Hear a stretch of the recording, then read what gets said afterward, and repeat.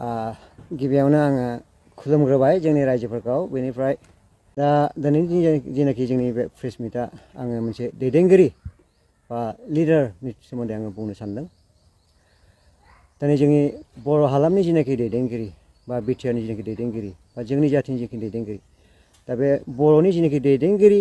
बेयो इंलिसनिफ्राय फैनाय लिडार आरो दस्रानिफ्राय फैनाय आं बेखौ बुंला खिन्थु आं लिडारखौ आं बुंग्रोनोसै इंलिसनि लिडार 6टा लेटारजों जानाय लिडार एल लिभिं बा लिडिं इंलिसाव बेनिफ्राय इ माने इन्थुजियाजम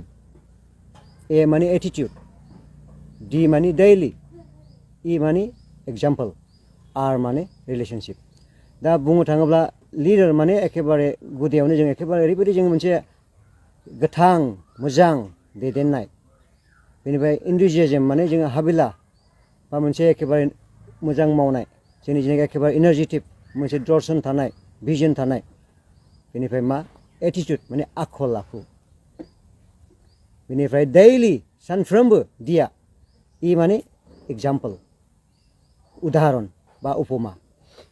बेनिफ्राय आर माने रिलेशनशिप माने जोंनि दैदेनगिरि होनना बुङोब्ला दिनै सासे आं ससियेल वार्कार आंबो सासे दैदेनगिरि आंनि थाखाय आंनि न'खरनि थाखाय समाजनि थाखाय देशनि थाखाय बेनिखायनो आङो आंनि मेगनजोंसो आङो नायनानै आङो थाबायो दिनै सोरबा दैदेनगिरिया है बे गोसोमबा बे गफुरखौहाय आङो गफुरसो होनगोन गोसोमबा आंखौ फोथायनाय नङा थिग बेबायदिनो आं खावलायदों जाहैबाय जोंनि जाथिखौ स्पेसियेलि दिनै जोङो गावनि मेगनजों जोङो थाबायनाया गोनांसै आरो मोनसे लिडारनि सोमोन्दै आं बुंनो सानदों दिनै जोंनि बर'लेण्ड हालामनि लिडारफोरा ओरैबायदि माने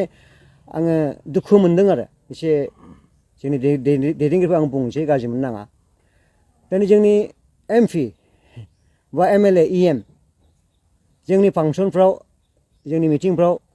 मोनसे आदा आगै होननाय मोनसे मेथाइफोर खननानै सोरबाथ' लोंनानैसो खनबावो दा बे खननानै मा फोरमायनो सानदों जोंनि बिदा फंबायखौ जोंनि बिमा बिफाखौ जोंनि बिब' बिनानावफोरखौ जोंनि बे जाफुनाय लाइमोन फैगौ लाइमोनफोरखौथ' जोङो फोरोंदोंसो बेफोरबायदि गाज्रि मेथाइ खननानै दा बेनिखायनो जाहाथे जों बेफोरनिफ्रायबो जों गोजानै थायो आरो एसे हल जोंनि जेनाखि बिटिआरनि जेनाखि दैदेनगिरिफोर जोङो खौसे जानायाथ' गोनांखा आङो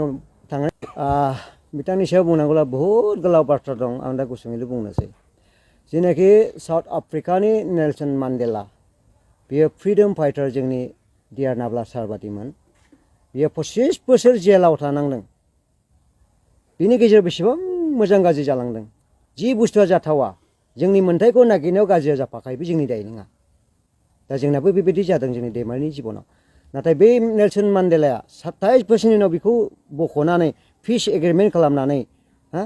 बिनि उनाव बियो प्रेसिडेन्ट जानानै बे दिनै गैला थिग बेबायदिनो दिनै जोंनि बे नाब्ला सारनि बेलायावबो जेब्ला बेखौ पिस एकर्ड होनना बुङोब्ला एग्रिमेन्ट होनना बुङोब्ला बे एग्रिमेन्टनि उनावहाय बेखौहाय जुदि दोनफिनोब्ला आयेननि बादि नायोब्ला एक्सुवेलि जायनाखि दोनदों बिसोर पानिसेबल सिदाखा आरोना आरो बेवहाय जुदि बेखौ दोनफिनोब्ला बे मालाबाबो एग्रिमेन्ट जाया दा बेखौहाय बोरै माबायदि खालामदों आं बेखौ बुंनो थांला खिन्थु बेखौहाय लिगेल ल'जों बेखौ दोननो हायाखै मोनसे पलिटिकेलाइज राजनितिजोंसो बेखौ दोनदों आरो बेनिखायनो बे मालाबाबो पिस एग्रिमेन्ट नङा आरो जोंनि लाइमोनफोरखौ आङो बेखौनो बुंनो सानदों दिनै जोङो लाइमोनफ्राबो जाहाथे बेफोरखौ बुजिनानै नायनानै आं दहाय बुंनाय बायदि सिगाङाव गावनि मेगनजोंहाय थाबायनानै जों एखेबारे जोङो ज'खौ एखेबारे जोङो खालामदिनि लाइमोनफोरनि गिदिर रल लानांगोन आरो मालायनि थाखाय जों गावनि खुगाजों गाज्रि बुंनायखाय बे बुंग्रायासो गाज्रि सोंग्रायासो साव मोनो दिनै बेनिखायनो जों दिनै मोजां बुंनोबो रोंनांगोन बर'फ्रा मोजां रायज्लायनो रोंनांगोन सापज झारखान्ड रान्सिबादिया ओरैबायदि मोनसे हिस्ट'रिक जायगा बिसोरो जेबो खालामालाबानो ओरै मोनलांदों जोंबायदि दावहा नाङाखै इसिबां बेनिफ्राय छत्तीसगढ़ भ'पालाबो ओरैबायदि मोनसे फेमास बोर गोनां जायगा आरो बेनिफ्राय उत्तराखण्ड देहरादुन हले बुहुद एखेबारे मोजां बिसोरो मोनलांबाय जोंबादि बिसोरो पाप मावाखै दे एक्सुवेलि जों पाप मावदों जे जोंनि बर' हारिफ्रा आन्दलिन नाम लानानै बेनिफ्राय नै जोबथानायाव तेलेंगाना दाख्लैसो 2014नि 21 फेब्रुवारियावहाय तेलेंगानाया स्टेट डिक्लेयार जादों बेनिफ्राय आं 22 तारिखआव सहैदों टुइन सिटि हायद्राबाद सेकेन्डाराव आं दङमोन आंनि लोगोफोरजों आं बिराद एखेबारे खुसि थादों बिसोरो 10टा डिस्ट्रिक्ट लानानै तेलेंगाना दादों बेनिफ्राय गोजामावहाय अन्ध्र प्रदेशआवहाय 13टा थालांदों बै समावहाय बिसोरो जाथि मोनसे खिन्थु देश मोननै खालामनो हाबाय बेफोर मोनसे रहस्य दङ खिन्थु जोंनि बिदि एक्सुवेलि बुंनो थाङोब्ला जों बर' जाथिया मोनसे दाग गोनां होननांसै नामा मानसिफ्रा बुंबाय थायो दैमालुनि साव नंगौ सावा दाबो दङ दानि बे सावखौ बोराव लाबोनोब्ला जोङो गोदान जानांगोन दे आं दाख्लैबो बुंदोंमोन जों गोदान जानांगोन जोंनि साननाया जोंनि मावनाया एखेबारे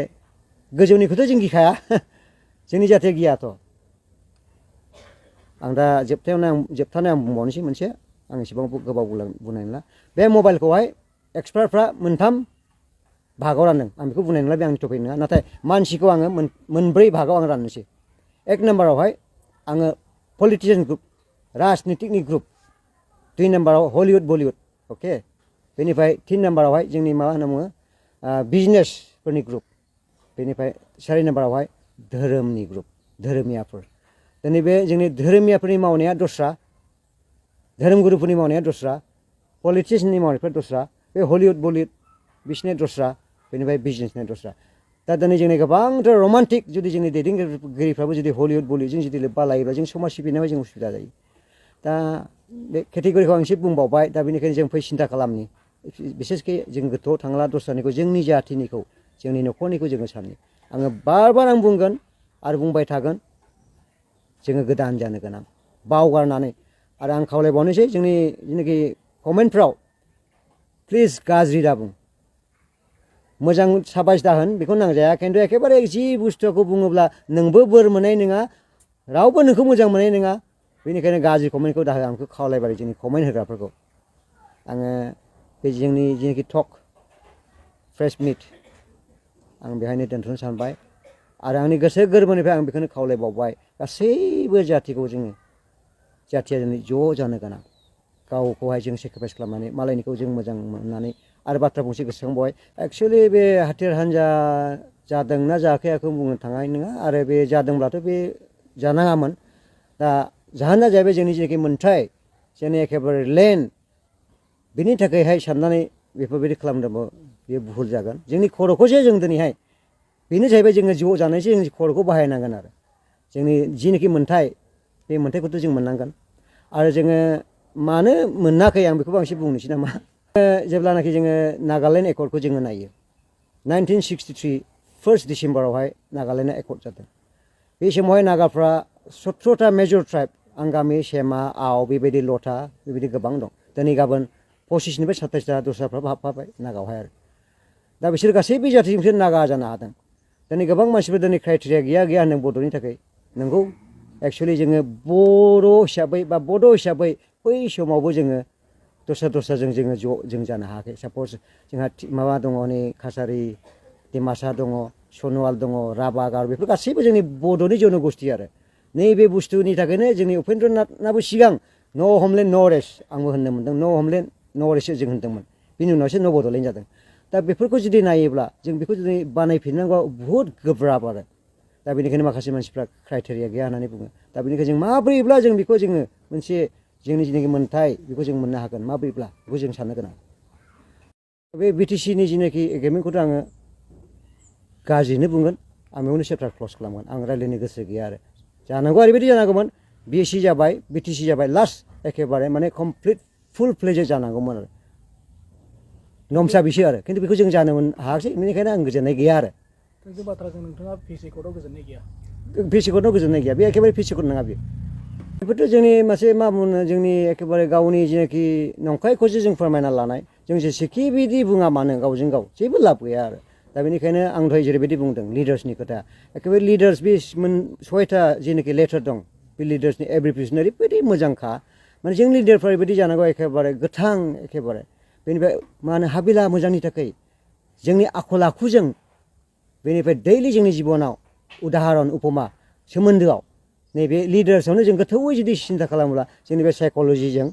जोंनि बे खर'जों जों बेखौनो मोनदांनो हायो आरो बेनिखायनो जोंनि जेनाखि लिडारफोरनि दिनै गावजों गाव दुसिलायनाय बे एखेबारे बे जानो नाङा आरो बेनिफ्राय जोङो गोजानाव थानांसिगोन आरो मैयासिमनिखौ जों बावनांसिगोन दै एक्सुवेलि जुदि मैयासिमाव जोङो एखेबारे हाग्राबारियाव एखेबारे जोङो समयसाजों दङमोन बा गोरान मरुभूमि जोंनि प्रब्लेमफोर जों दङ जेब्लासिमनाखि जों बेखौ बावगारनाय नङा फरगिभ एन्ड फरगेट बेखौ जुदि लानानै जुदि जों गोदान जुदि सानाबा बै हाग्राबारियाव जोङो मालाबो लामा बानायनो हानाय नङा आरो मरुभूमि गोरानावबो जों मालाबाबो एखेबारे दंग' दै बोहैनो हानाय नङा आरो बाथ्रायाव बे दं आरो बेनिखायनो आंनि खावलायनाय बेनो जों बावगारदिनि मैयासिमनिखौ बेनिफ्राय गोदानै एखेबारे गावनि सार्थखौ गारनानै जोंनि फिउचारनि जोंनि जाथिनि जोंनि जोलैनि मोनसे बेनिफिटखौ नायनानै जोङो एखेबारे बुंलायनो नांला बिदि गावजों गाव बिनिफ्राय जों ज' जादोनि खमा होलायनाय आं बेखौसो बुंगोन दा बेनिखायनो जाहाथे जों बेफोरनिफ्रायबो जों गोजानै थायो आरो एसे हल जोंनि जिनाखि बिटिआरनि जिनाखि दैदेनगिरिफोर जोङो खौसे जानायाथ' गोनांखा आङो थांनाय समावबो आं बे बाथ्राखौ बुंदों बेनिखायनो दिनै जिनाखि बे मेइन फ्रेशनि उद्देश्यआनो जाहैबाय दिनै मोजाङै जोङो दैदेनगिरि जानाय जोंनि समाजखौ फोसाबनाय आं बेयावनो गोहोम खोख्लैनाय आं बाथ्राखौ बुंबाय आरो बर'नि दैदेनगिरिफोरखौ आङो हारि हिसाबै आरो जोंनि जिनाखि बिटिआर बा बिटिआरआव जिनाखि जोंनि सुबुंफोर दङ गासैखौबो मोनसे जोङो आखायाव लानानै जोंनि मोननांगौखौ लानानै बा जोंनि गासैबो मोन्थायखौ लानानै जुदि जोङो रुजु रुमु जुदि जों रायजो खुंनो हायोबा आं बेखौसो लुबैयो जाहैबाय आरो बेखौ बुंनायनि सिगां आङो एसे एकर्डनि सोमोन्दै आं बुंनोसै जोंनि सिगांनि जेनाखि एकर्ड आन्दलन जायै जायै 91आवहाय जोंनि आबसुनि ओरैबायदि बे समाव साइकेल मोनदै आंबो केम्पेइन खालामनायाव बिदि जायगा जायगा आङो भाषा मोनथामनि आङो बुंदों सावथालनि बुंदों बर'नि बुंदों बेनिफ्राय आसामिसनि बुंदों देरहाजोबदोंबो गोबांथार आरो आं मिथिगौ गसाइगावआव बे समनिफ्रायनो जोंनि बर'आ दिनैसिमबो एमएलए जादों नङाब्ला दस्रानि आखायावसोमोन बेनिफ्राय बे 91निफ्राय जोंनि माखासे एमएलएफोर आरो बेनिफ्राय जिनाखि ब्रिगु फकन दंमोन बे समाव निउ एजिपिनि बियो जोंनि एमएलएफोरखौ लांनानै गोजौ लेभेलाव रायज्लायनानै 1993आव फेब्रुवारियाव मोनसे डाइरेक्ट फनजोंहाय हितेश्वरखौ फन खालामनानै बिदि मोनसे एग्रिमेन्ट जादों बिएसि आरो बेनि उनावहाय जोङो बिटिसि 2003आवहाय बिटिसि जों मोनबाय बिटिसिआव गोबांथार डेभेलप जादों आङो गाज्रिखौ बुंनाय नङा आं मोजांखौ बुंगोन जेनाखि लामानि कानेक्टिभिटि आरो गोबांथार गारि गैयिफ्रा गारि जाबाय बेफोर डेभेलपमेन्टआ जादों निश्चय आं गाज्रिखौ बुङा गाज्रिबो दङ खिन्थु बेनि उनाव थार्ड जेनाखि जोंनि एकर्ड पिस एग्रिमेन्ट होननानै बुंदों बावैसो 2020